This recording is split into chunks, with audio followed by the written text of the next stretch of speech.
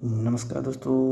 एक नई vacancy SSC के द्वारा निकाली गई है जिसमें आप लोगों को एग्ज़ामिनेशन फॉर्म फिल करने के लिए डेट 22/9/2025 से 21/10/2025 तक है। क्या है वैकेंसी? तो है दोस्तों, कांस्टेबल एग्जीक्यूटिव दिल्ली पुलिस में आप लोग मेल हो या फीमेल आप लोग अप्लाई कर सकते हैं। ये 2025 की दिल्ली पुलिस की वैकेंसी। तो चलिए आगे इसके बारे में जान लेते हैं कि क्या क्या यहाँ पे आप लोगों को सिलेक्शन प्रोसेस रहने वाला, क्या आपका एग्ज़ाम पैटर्न है और कैसे आप लोग इसमें सिलेक्शन ले पाएंगे। तो सबसे पहले इसकी मेन डेट देख लेते हैं। ये है दोस्तों आप लोगों को अप्लाई करने की, और लास्ट डेट मैंने आप लोगों को बता दी।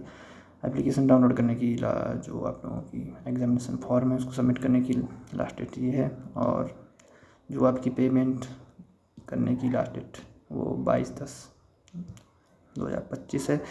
और जो आप लोगों की करेक्शन विंडो है वो स्टार्ट हो जाएगी आपकी 29/10 से लेकर 31/10 तक। बाकी जो टेंटेटिव कंप्यूटर एग्जामिनेशन का शेड्यूल है वो रहने वाला है आपका दिसंबर 2025 या फिर जनवरी 2026 में आपका एग्ज़ाम हो जाएगा। बाकी रहा आपका टोल फ्री नंबर। कोई भी आप लोगों ने अगर आपने एग्जामिनेशन फॉर्म जो आप लोगों ने एप्लीकेशन फॉर्म सबमिट किया उसमें कोई एरर आती है तो आप लोग इससे संपर्क कर सकते हैं। तो पहले देख लेते हैं जो आपके यहाँ पर नंबर ऑफ पोस्ट्स हैं। तो डिफरेंट कैटेगरी के लिए आप लोगों के नंबर डिफरेंट हैं, और डिफरेंट पोस्ट के लिए तो टोटल नंबर अगर हम लोग देखें तो यहाँ पर जो जनरल की वैकेंसी है उस 3174 पोस्टें हैं यहाँ पर, और आपके EWS की 756, OBC की 1608, SC की 1388 और ST की 641। टोटल वैकेंसी यहाँ पर आपकी 7565 रहने को। इसके बाद अगर हम लोग बात करें आपकी एज क्राइटेरिया की, तो यहाँ पर आपकी एज होनी चाहिए 18 से लेकर 25 साल तक।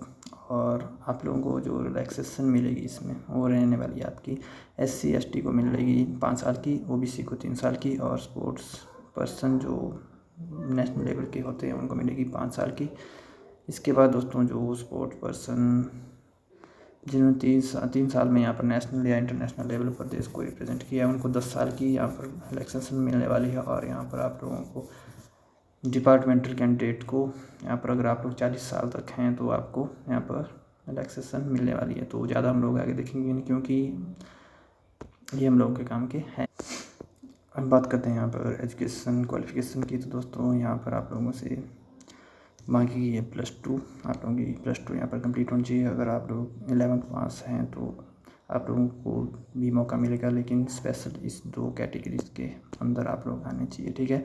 तो आप लोग जो सन या डॉटर होने चाहिए जो सर्विंग हैं या रिटायर्ड हैं दिल्ली पुलिस से, जिसमें आप लोग चाहे मल्टी टास्किंग स्टाफ के हों या जो भी पर्सन दिल्ली पुलिस में हैं।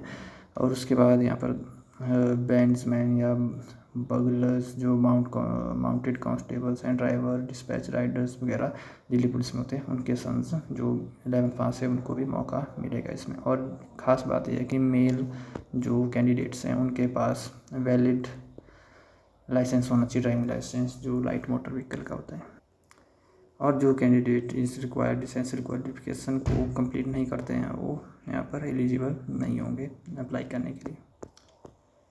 अब बात करते हैं यहाँ पर आपको इंसेंटिव मार्क्स भी मिलेंगे अगर आपके पास NCC का सर्टिफिकेट है। अगर आपके पास NCC का A सर्टिफिकेट है तो आपको 2% मार्क्स मिलेंगे, अगर B है तो 3%, और अगर C है तो आपको 5% मार्क्स यहाँ पर बोनस के थ्रू आप लोगों को मिलेंगे।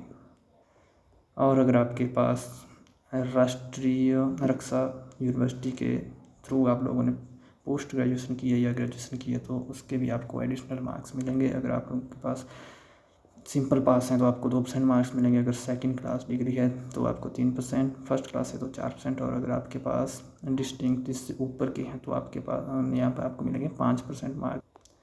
और यहाँ पर आप लोगों को अप्लाई कैसे करना है, तो इसमें के लिए आपको दोस्तों सबसे पहले आपको अपने जो SSC की वेबसाइट है उसके ऊपर आप लोगों को OTR करना है, और वहाँ पर आप लोगों को शो होगा। यहाँ पर पूरा प्रोसेस मैं आपको बताऊँगा। तो इसमें आप लोगों को वहाँ पर पहले आप लोगों ने अपनी ID बना लेनी है। वहाँ पर आप लोगों को रिक्वायरमेंट्स की वहाँ पे आपको कॉलम दिखेगा, वहाँ पे लाइव नोटिफिकेशन दिखाई देंगी आपकी दिल्ली पुलिस का। ये फॉर्म जो है तो इस वक्त एक्टिव है और आप लोगों ने वहाँ पे अपनी रजिस्ट्रेशन करके उसको अप्लाई कर दें। तो यहाँ पर बात करते हैं दोस्तों, आपका एक कंप्यूटर बेस्ड टेस्ट होगा जिसके अंदर आप लोगों के 4 सब्जेक्ट होंगे।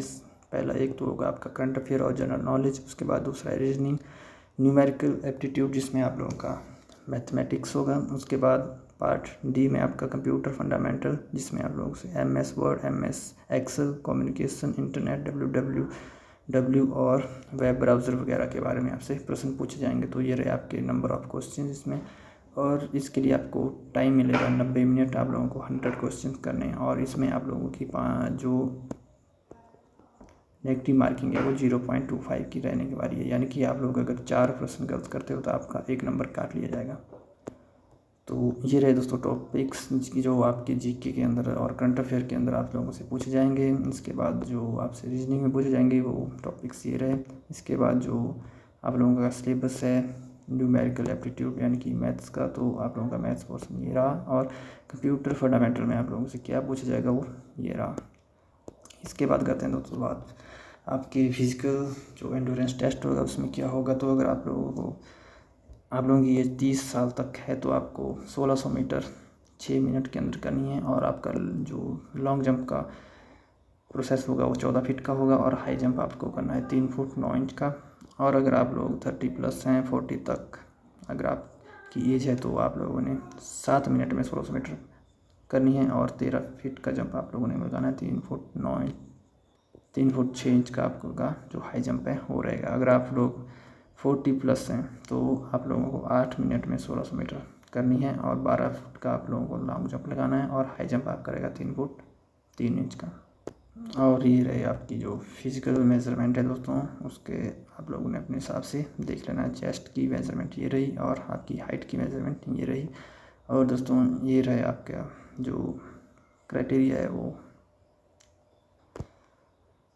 दोस्तों कुल मिलाकर बात ये है कि आप लोगों को मौका मिल रहा है यहाँ पर, आप लोगों का यहाँ पर बहुत ही ईजी सिलेबस है, ज़्यादा टफ इसमें कुछ भी नहीं है। आप लोगों को क्या करना है, आप लोगों को जीके करना है, आप लोगों को रीजनिंग करनी है, आप लोगों को मैथ्स पढ़ना है, और आप लोगों को इससे थोड़ा सा कंप्यूटर के बारे में पूछा गया है। बाकी आप लोग ऐसे ही किसी अगर और एग्ज़ाम की तैयारी कर रहे हैं तो आप लोग साथ साथ में इसको भी देख लेना, ठीक है।